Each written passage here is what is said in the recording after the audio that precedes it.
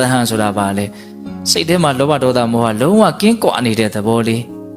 အပူမရှိလို့ငြိမ်အေးနေတယ်အရှုပ်တွေမရှိလို့ရှင်းနေတယ်ဆင်းရဲတာတွေမရှိလို့ချမ်းသာနေတယ်အဲ့ဒီအနေအထားလေးကိုအာယုံပြုတ်နိုင်ဖို့လိုတယ်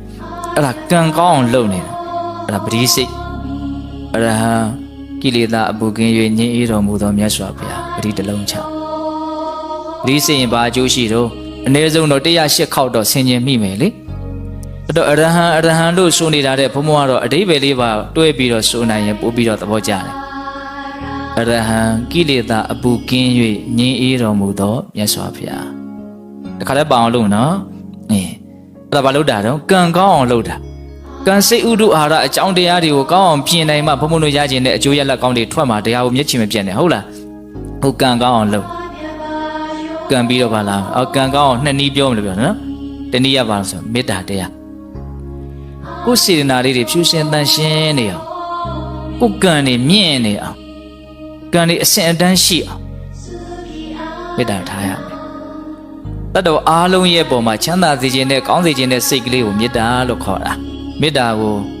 ချစ်ချင်းနဲ့ရောထွေးပြီးတော့အတိပ္ပယ်ကိုတချို့ကကောင်းကောင်းနားမလည်ကြတာရှိတယ်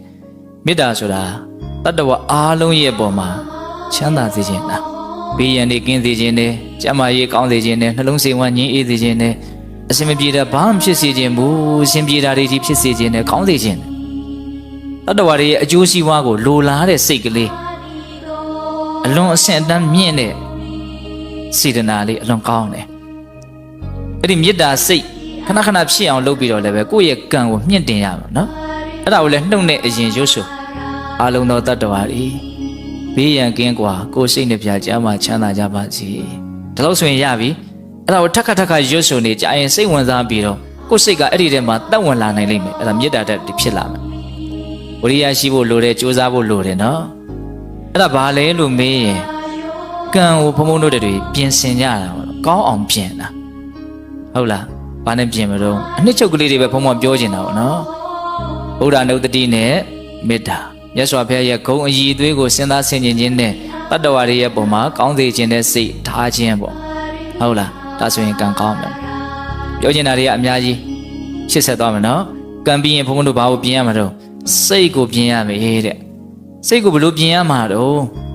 လူရင်းပြောရင်စိတ်ကိုချမ်းသာအောင်လုပ်ရမယ်စိတ်ကိုမတုန်လှုပ်အောင်လုပ်ရမယ်စိတ်ကိုမဆင်းရဲစေရဘူးစိတ်ကိုမတုန်လှုပ်စေရဘူးစိတ်ကိုချမ်းသာစေရမယ်စိတ်ကိုတည်ငြိမ်စေရမယ်ဆိုအဲ့ဒီခံယူချက်ရှိရမယ်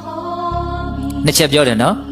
စိတ်ကိုမဆင်းရဲစေရဘူးစိတ်ကိုမတုန်လှုပ်စေရဘူးဘာပဲဖြစ်စေရမလဲစိတ်ကိုချမ်းသာစေရမယ်စိတ်ကိုတည်ငြိမ်မှုပဲရှိနေစေရမယ်အဲ့လိုဆိုရင်စိတ်မဆင်းရဲအောင်စိတ်ချမ်းသာအောင်ဘယ်လိုလုပ်မလို့စိတ်ကိုမဆင်းရဲအောင်လုပ်ရင်စိတ်ကချမ်းသာတာပဲစိတ်ကိုမတုန်မလှုပ်အောင်လုပ်ရင်စိတ်ကငြိမ်သွားတာပဲအဲ့လိုဆိုရင်စိတ်ကိုဆင်းရဲအောင်နှိပ်စက်တာဘယ်သူတော့စိတ်ကိုတုန်လှုပ်အောင်လုပ်တာဘယ်သူတော့လောဘဒေါသမောဟလူချင်းမဲ့မောမှုတွေပြင်းထန်ရင်စိတ်ဆင်းရဲတယ်မကျေနပ်မှုဒေါသတွေပြင်းထန်ရင်စိတ်ဆင်းရဲတယ်